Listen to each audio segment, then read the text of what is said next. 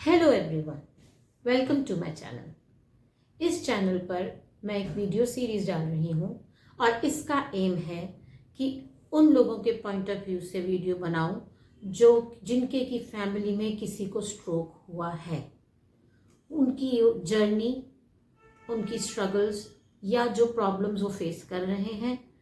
अगर मेरे वीडियो से उन्हें उसमें कोई मदद मिलती है, कोई ऐसी बात से उन्हें कोई गाइडेंस मिलती है, या सिर्फ वो ये महसूस करते हैं कि इस स्ट्रगल में वो अकेले नहीं हैं, उनकी तरह और भी हैं जो कि अपने फैमिली मेम्बर, अपने लव्ड वन को स्ट्रोक में से रिकवर करने के लिए जब हेल्प कर रहे हैं, तो ऐसे में जो भी उन्हें इश्यूज फेस होते हैं तो उन्हें शेयर करने के लिए वो इस वीडियो में अपने कमेंट्स में भी डाल सकते हैं, कनेक्ट कर सकते हैं, मुझसे कनेक्ट कर सकते हैं और व्यूअर से कनेक्ट कर सकते हैं, ताकि हम सब एक दूसरे से ये डिस्कस कर सके और हो सके तो एक दूसरे की मदद कर सके।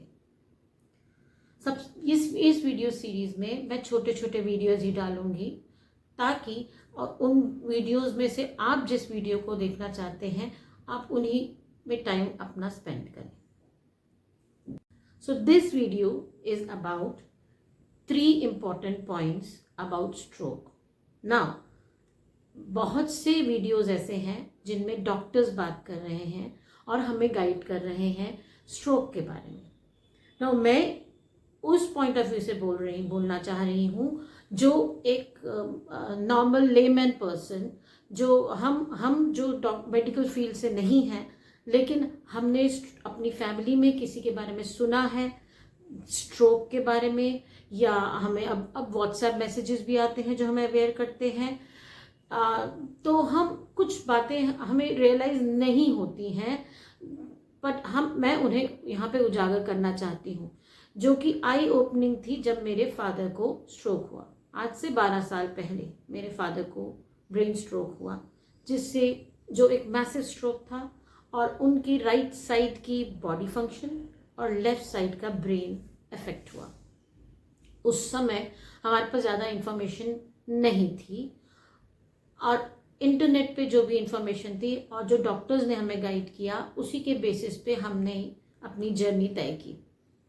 आज भी मैं यूट्यूब में कई बार जब वो इश्यूज फेस करते हैं और हम उनका सोल्यूशन ढूंढने की कोशिश करते हैं, तो मैं यूट्यूब पे वीडियोस या नॉलेज गेन करने की कोशिश करती हूँ, तो मुझे एक डॉक्टर्स के पॉइंट ऑफ व्यू से बहुत कुछ मिलता है, लेकिन मुझे ऐसे वीडियोस नहीं दिखते जहाँ पे कोई अपनी पर्सनल जर्नी या अपने लव्ड वन जिन्हें जो स्ट्रोक से सफ़र कर रहे हैं और रिकवर कर रहे हैं, उनकी जर्नी के बारे में उसे शेयर किया हो, और इसीलिए मैं ये वीडियो सीरीज़ बना रही हूँ।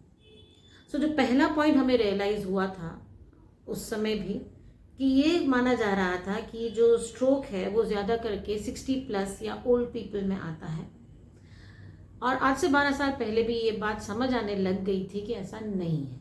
तो अब तो मेरे ख्याल से कई लोगों को ये पता है कि स्ट्रोक ज़रूरी नहीं है कि बड़ी एज में जाके ही हो, यंग पीपल को भी स्ट्रोक हो रहे हैं।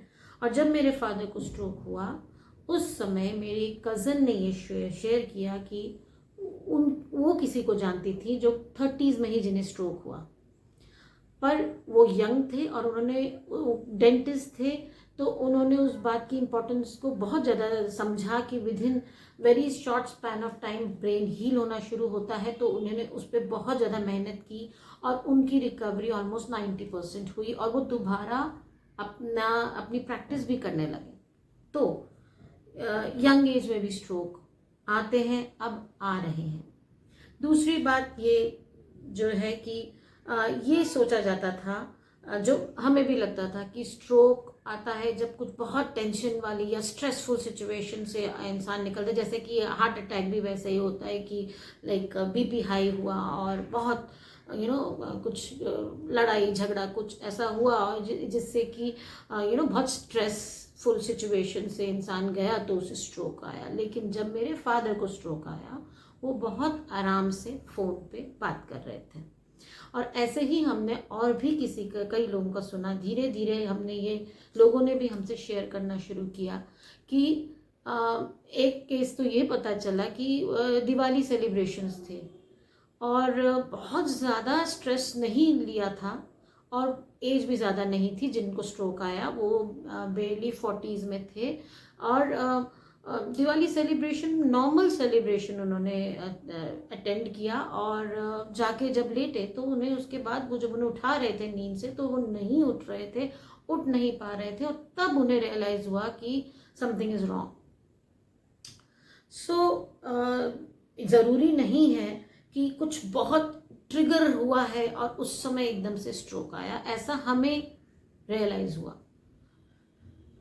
देन ये भी कि स्ट्रोक आने पे जब एकदम से बॉडी पे इफेक्ट आता है, एकदम से जो भी बॉडी पार्ट पे इफेक्ट होता है, जैसे मेरे फादर की राइट साइड बहुत ही ज़्यादा इफेक्ट हुई, तो मन में एक फियर आता है कि क्या रिकवरी हो पाएगी, कितनी हो पाएगी।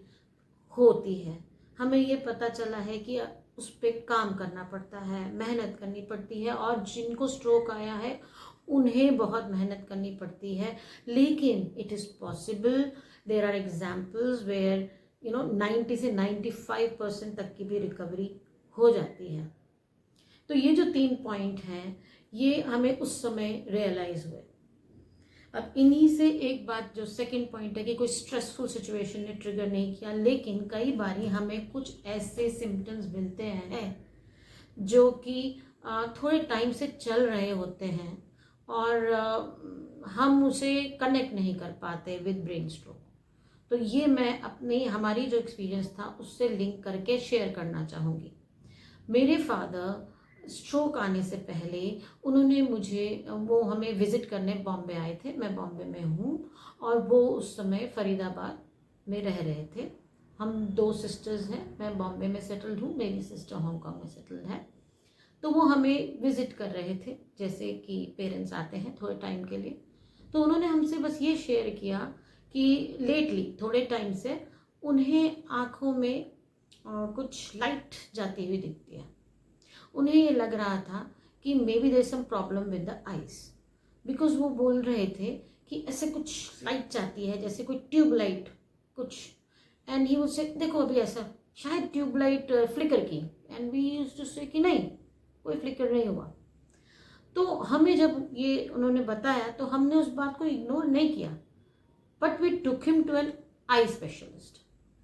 आई स्पेशलिस्ट एक नहीं रादर 3 के पास लेके गए, बिकॉज वो काफ़ी टाइम के लिए हमारे पास रहने आए थे। तो वो जब एक के पास गए, चेक हुआ, उन्होंने बोला कोई प्रॉब्लम नहीं है, और उसके बाद कुछ आई ड्रॉप लिखी, maybe there is some dry eyes या कुछ, और उन्होंने बोला कोई इशू मुझे नहीं दिख रहा। तो हमने ऐसे थोड़े टाइम बाद फिर उन्होंने बोला तो फिर लेके गए। तो इस तरह से हम 3 डॉक्टर्स के पास गए, लेकिन तीनों ने ही बोला कि उनकी आईसाइट एकदम ठीक है, कोई प्रॉब्लम नहीं है। लेकिन सरप्राइजिंगली ना डॉक्टर्स ने हमें सजेस्ट किया, ना हमें उस समय रियलाइज हुआ कि मे बी हमें उन्हें न्यूरोलॉजिस्ट के पास ले जाना चाहिए, maybe it is link to brain. ऐसा हमारे को, क्योंकि लैक ऑफ अवेयरनेस थी, हमें नहीं पता था कि ये ब्रेन से भी लिंक हो सकता है। और ज़्यादा करके हम ये सोचते कि अचानक से आता है ना स्ट्रोक, लेकिन ऐसा नहीं है। कई बार मुझे, बाकी बहुत लोगों ने ऐसा नहीं शेयर किया है कि उन्हें कुछ सिम्टम्स बहुत पहले से चल रहे थे, लेकिन हमें व्हेन आई लुक बैक तो मुझे लगता है कि हाँ, वो शायद हमें न्यूरोलॉजिस्ट को दिखाना चाहिए था। शायद एक सीटी स्कैन होता, शायद उसमें कुछ पता चलता। सो सेकेंडली वो बहुत ज़्यादा भूलने भी लगे थे।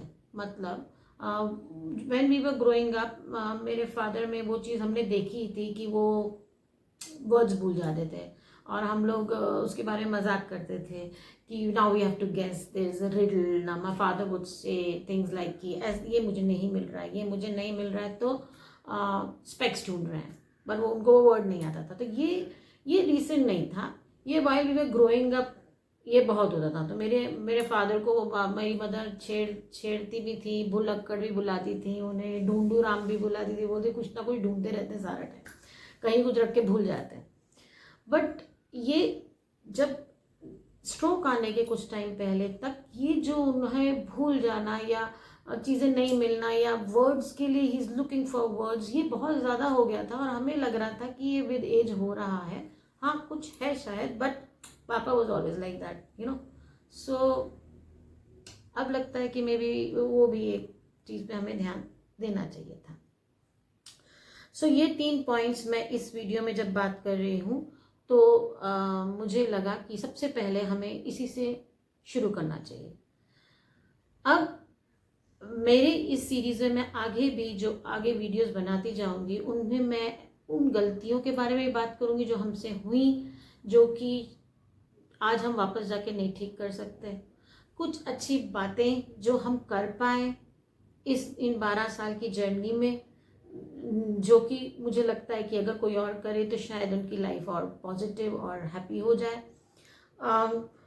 कुछ ऐसे स्टेप्स जो हमें रियलाइज हुए कि हमें आगे की ज़िंदगी में ज़रूर उसके लिए रेडी होना चाहिए। We all will grow old, we all कुछ ना कुछ हम सबको कुछ तो वो होगा ओल्ड एज में ना, तो हम लोग को उस हिसाब से ज़्यादा अवेयर होना चाहिए, ज़्यादा प्रोएक्टिव होना चाहिए। Doctors can help us only when we help ourselves. जब हम डॉक्टर के पास जाते हैं तब तक हमें तो क्लियर होना चाहिए कि हमें क्या प्रॉब्लम है, और हमारे कुछ इनिशियल स्टेप्स हमें क्लियर अगर हम लें तो डॉक्टर्स भी हमें बहुत जल्दी हेल्प कर सकते हैं। It is very easy for them to help us. So ऐसे and to analyze, to take the right steps. कुछ ऐसे इंसिडेंट्स, कुछ ऐसे एक्सपीरियंसेस भी हुए हैं कि बिल्कुल टाइमली हमने डिसीजंस लिए तो हमने बहुत सी ऐसी सिचुएशंस हैंडल की जो ख़राब हो सकती थी, तो उसके बारे में भी मैं बात करूँगी। अगर आपको ये वीडियो अच्छा लगता है तो आप लाइक करें, सब्सक्राइब करें, ताकि ये और भी लोगों को यूट्यूब में सजेस्ट हो, so that more and more people can connect and they can also share their experiences if needed in the comments section, as I said, and we all can benefit from it and understand stroke from the point of view of people who are actually coming back from hospital and now they have to start that journey of recovery. So इसके लिए मैं अगला video में दूसरे points के बारे में बात करूंगी। Thank you so much for your attention and for listening to me. Thank you.